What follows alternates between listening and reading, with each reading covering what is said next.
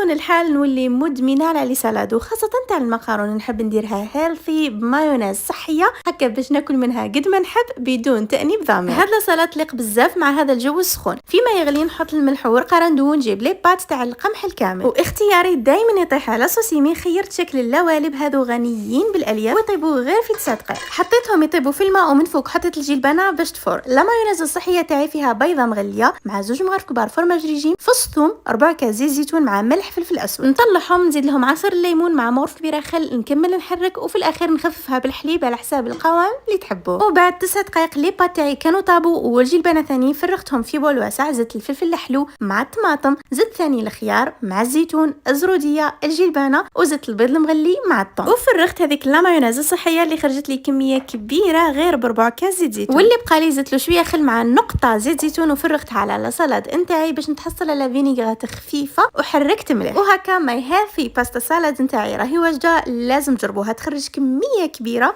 وهذا ما كان.